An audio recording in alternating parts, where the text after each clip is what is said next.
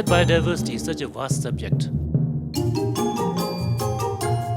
When the biodiversity of other countries are decreasing, how we conserve the species. So Field surveys identifying species, and they actually focus on three basic entities of biodiversity.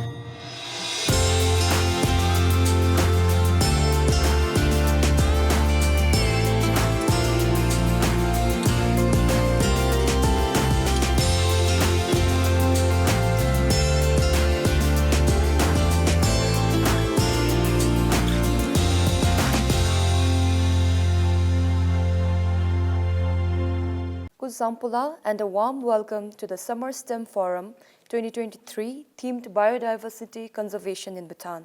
I'm Sonam Peldon, your host for today, and knowing the importance of biodiversity conservation in Bhutan, we have three speakers with us today. To give a brief introduction, Mr. Tandiwandi is the Conservation Stewardship and Education Programs Lead with WWF Bhutan.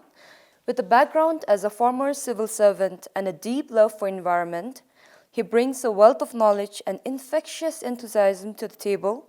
He tries to discover the beauty of nature and immerse himself in its wonders to become a catalyst for positive change. Our second speaker is Mr. Choki Gelson. He's the Deputy Chief Biodiversity Curator at NBC Bhutan. Mr. Choki takes charge of the Biodiversity Information Management Systems, heads the National Invertebrates Inventory Programs, and even holds the Secretariat to the National Biodiversity Strategies and Action Plan. His work on fire ecology and project management has sparked a flurry of journal papers and books. Our third speaker is Ms. Sangedema. She's the Communication Officer at RSPN. She has a degree in Media and English Studies. Armed with social media and communication ideas, she embarked on a new adventure at RSPN as the Communication Officer. Now, I would like to invite our speakers for a short presentation. my name is Sangedema and I work as a communication focal in RSPN. So firstly, I would like to thank STEM in Bhutan, Women in STEM in Bhutan, for this opportunity. The topic that I'm going to share about is the leveraging, how we leverage technology into the conservation, and especially with how our office is doing that. So just briefly, if I share about our office, so we are known as Royal Society for Protection of Nature, RSPN, and we are the country's oldest environmental NGO, which was founded by His Majesty the Fourth King. And this is the mission, vision of our organization, and we work on the different thematics areas, and currently we work on the 6 thematics area, and these are all based on the national and international priorities in line with SDG as well. I'll not take much of time, so I'll just share about the white-bellied heron. So that's happening. So white-bellied heron is called it as Chubja Poka. It's critically endangered. So, and there's like less than 60 individuals left worldwide, and Bhutan have like 45%, and 80% of the nests are found in Bhutan. And as per the IUCN Red List, we have found that it has extinct in Nepal and Bangladesh as well. If you are wondering how the white-bellied heron looks, so this is how the white-bellied heron looks. So it was taken by the famous photographer Ishtoji. And this is the distribution of the white-bellied heron. So if you can see this, there's a black dots there. So this is the WBH sighting that are found. So basically they are sighted in 2 major basins in Bhutan. So that's Panatangcho and Mangdechu Basin. And recently we have also found new sightings of the same bird. So it's in Lower Wangchu's area. This is the population trend of this white-bellied heron. So as per the white-bellied heron annual population survey 2023, we have like recorded 27. That's like we have bounced back. We have increased 3 numbers compared to last year. And these are just the areas that are found, the distribution where they're found. For the conservation of white-bellied heron, so we have ventured into 2 measures. This is in situ and ex situ conservations. For the in situ conservation, what we're doing is like we're trying to protect the species in the wild. Annually, we are doing this population survey, and this is through with the usage of EpiCollect 5. RSPN, along with the Department of Forest partners and local communities, so we have this mobile app called EpiCollect 5. So wherever they go in field, they put data in that. So in this data, they put weather and what associated species they have discovered, where have they sighted, the weather conditions, the surrounding about them. So I think till date, this EpiCollect 5 is very useful.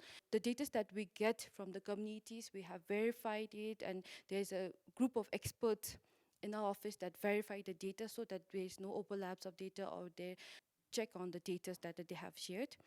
And next is XC2. So we have this white-billed heron conservation center that's located there in Chanche.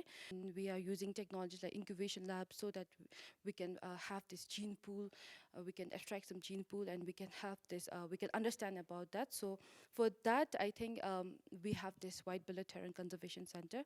So unlike BNC, a black-necked crane, we also tried the satellite tagging on a white-billed heron in 2019, but unfortunately, it was not successful like black-necked crane, because a white-billed heron is a river bird. So, because of the we assume that because of the water that they associated, the satellite data were not able to abstract the data. So satellite tagging was not successful for the white-billed heron. But however, most of our data are from the white-billed heron population survey. It's mentioned earlier by other speakers that Bhutan, we have this rugged terrain. So at times it's very difficult to, because the white-billed herons, they live in the they are solitary birds, so they don't live where the people are there. They don't live near the people. So understand more about them and to have the population count. We have also planned to use drone. So hereafter, for the white-billed heron population survey, we're planning to use drone so that we can have the correct data. So this is just the morphology, threats, and that are faced in the community. So I think that's it for, especially for the black-necked crane and white-billed heron. So the technologies that we're using and how it have helped us over the due course of time. So I think the usage of technology, especially in the conservation, has helped us understand more about the species and also help us protect and have the conservation measures. So we also have this white-billed heron action plans both for these two species. But thank you. Thank you for the exclusive presentation. Now we'll move ahead with the question and answer session. We'll move ahead with the Q&A session. I have collected some questions from our Women in STEM forum coordinators. So the first question goes to Mr. Tandiwandi. Sir, how do you think we can promote the importance of biodiversity conservation? Anything we can do to engage youth to take interest in the conservation efforts? First and foremost, I think, is the awareness. The youth of Bhutan need to be proud of what they have in our country. They have to be close to nature, because with development trends and people getting influenced by a lot of media information, I think they tend to be more diverting towards what's happening in the world outside Bhutan. But I think they are getting lesser and lesser connected with what we have in Bhutan. So I think it's very important that our youth of Bhutan understand our nature, our forests, our birds, and the wonderful ecosystems that we are blessed with, our river systems, beautiful nature, hills, mountains, valleys, all of those are all biodiversity that we have. And these are wonderful gift of nature that we should protect, we are proud of, and our youth of Bhutan should be able to connect with that so that they appreciate and they understand the importance of conserving this wonderful entity in Bhutan. I hope all the youth watching this program right now will take this advice. My next question is for Mr. Choki Gelson. So, sir, you touched base on the rules and regulations that protect our diversity. So, my question is, how has Bhutan's commitment to biodiversity conservation influenced its policy making and legislative frameworks? And are people aware of these laws? Yes, thank you. We have just amended the new Biodiversity Act of Bhutan 2022, and we also have Access and Benefit Sharing Policy 2015. So coming into these legislations, we are required to create awareness among farmers, students, and all the general public. And then That's why we also have this on-farm conservation for animal genetic resources, also plant genetics, especially to conserve native breeds and native plant species or crop species. And we also have this to encourage the youths. So we have the Bhutan Biodiversity portal where they can take photo, use applications, and then just upload photos, get the name ID, or interact with the scientists or experts and or other members. So we have all these things. So these are all based on the legislations which we have come out with. Ms. Sangeetama, so through your presentation, we learned that RSPN mainly focuses on conservation of the white-bellied herons and black-necked cranes. So why is it important to conserve this species, and how do they contribute to the ecosystem? So as I mentioned earlier, I mean, the white-bellied heron and black-necked cranes are very important to Bhutan. We have rich biodiversity, and it's individual responsibility to conserve those. So for the white-bellied heron, so it's very critically endangered bird. So we have just like less than 60 individuals and 40%, 45 to 50% in Bhutan. So it's considered as a jewel of a country. So while we're doing the awareness campaign in the communities, people have reverted them as a jewel of the country, because through this, especially for the white-bellied heron, is an indicator of fresh waters in Bhutan. So if there is a decline, or if the white-bellied heron extinct, that shows that our water, fresh waters, is also declining. Next, for the black-necked crane, as per the IUCN red list, also it's categorized as near threatened, and it's also associated with wetlands. So if there is a decline, or if there is a decrease of population of this species, it also shows that our wetlands are not fresh anymore and they're degrading. So I think these species are the indicator of that our biodiversities are rich, and it's important that we protect them, and these are indicator that whether our biodiversity is increasing or declining. So it's important that we conserve them. My next question is to Mr. Tandinla. So why do you think climate change has more attention than biodiversity losses? How do you think we can get people to talk about biodiversity loss on the same level as climate change? This is an interesting question, actually, because the world talks about climate change every time. All the great summits, all the great meetings, conferences, it's all about climate change. And it's partly because of what we actually feel, the rising temperature, erratic weather conditions, all of those attributed to climate change, and I think people talk about climate change a lot. At the same time, the underlying fact is that biodiversity loss is also very, very significantly happening. And according to WWF's assessment that we have every 2 years, our living planning report, I think it's very alarming that biodiversity is really declining every year, actually. And species declining is something frightening, because once a species is lost, it's gone forever. Then it becomes kind of a record in the history books. You can no longer see them, you can no longer reintroduce them, so it's very frightening. What we need to do actually is, apart from climate change, I think we also need to actually sense what biodiversity is all about. What are the advantages of having a good biodiverse environment in our nation, in a locality? How it actually contributes to people's well-being, our food systems, our own health, sanitation, all of those things are connected with our environment and biodiversity. The importance and significance of biodiversity has to be realized and actually felt. Only then can people actually appreciate why it is important to actually conserve biodiversity.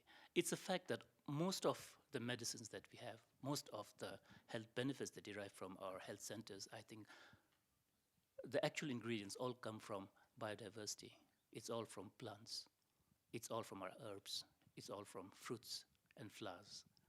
What we have in bigger pharmaceutical industries, the synthesized ones, only substitute for actually the actual biodiversity that nature actually provides us with. So it is important that the seed is the nature's voluminous diversity that we are blessed with. We can never replace nature, we can only imitate nature. So it's very important that we try to appreciate what biodiversity is all about and try to conserve biodiversity at the equal status as climate change is alarming as well. And all agree that we need to realize on the importance of biodiversity. So my next question is to Mr. Choki, sir. What are your thoughts on ecotourism? Do you think it's aiding in promoting biodiversity conservation, or is it causing more impact on local communities and ecosystem of our country? promoting ecotourism is really good for Bhutan, we have to say. So before also, we can help communities to develop natural products or a product from local community uh, to enhance the branding and the value chains of the products. And also we can attract more tourism in the protected areas and also protect outside protected areas because when we observe the biodiversity is almost equal in protected areas or outside the protected areas. We can have the ecotourism trails and other facilities and then we can also specialize for plants, birds, insects, mushrooms, and there are many other like landscapes and aesthetic values or just flowers, or even within plants there are rhododendron flowers, blue poppy flowers, or like this we can specialize even for birds we can have just the hornbill or just other birds species or high altitude birds or low altitude birds, so we can specialize when we can specialize then we will have a professional guides, ecotourism nature guides and then these nature guides can attract more, I think, specialized tourists and then more focused groups because just now most of the tourists visiting in Bhutan are general cultural tourists and little bit on nature tourists so I think we can promote in that way. So this will be my last question for this session, and then we'll give opportunity to our audiences here. My last question is to Ms. Sangye Dema. Ms. Sangye, how can Bhutan increase the research culture and have reliable data and resources for the conservation of biodiversity? Just my thoughts on that. So we know that the research that Bhutan is picking up on the research, and we have this government agency that working on like UISER, NCD that are working on the research and have this authentic data. However, my personal view on that is that if you want research data, I think to RSPN what we're doing is we're having this cross collaboration with agencies. So I think if we have more like cross collaborations within the NGOs and international NGOs, I think we can increase we can have more in reach and increase the research habits in Bhutan, and we can also have reliable data. If there's any questions from the audiences, even if there's one question, it's fine. My question can be directed to everyone. It's following up on what Madam had talked about research. So you have talked about a collaboration of research with agencies, but since we have a lot of universities like College of Natural Resources and also the RTC and Sheripsi College, where we also have our Women in STEM chapters. So is there any possibilities of, supporting them or having collaboration where they could do a thesis on biodiversity conservation, and it could bring out a lot of research culture in, and also them being in the academic institutions would do a lot. What would you suggest? Is there any possibilities? Would that be a good idea? Especially about the research that we get from the universities of Bhutan and from the general public. So RSPN, we have been intaking, interns from the Royal University of Bhutan. So we have excellent interns. They have done a wonderful job for the research. So we do give opportunities. So if you, we have two interns that are currently that are interning in RSPN, and we have given them, so based on their interest, they're doing research, they're doing in projects, they're writing in proposals. So if you are interested, I think especially for RSPN, we welcome young people to do research, have this opportunity to learn about that. And moreover, whenever we have this international symposium we just had last year, so we also try that we, as far as possible, we try that we advocate, we inform, we engage young people. So I think these are one of the immediate measures that we can do from RSPN. Okay, so if there's no more questions, I think we'll end our session of Summer STEM Forum here. We would like to thank the speakers for taking time out of your precious weekend to be here with us. And I hope that we all can learn through this session like I did. So thank you very much for sharing your thoughts with facts and figures. Thank you very much.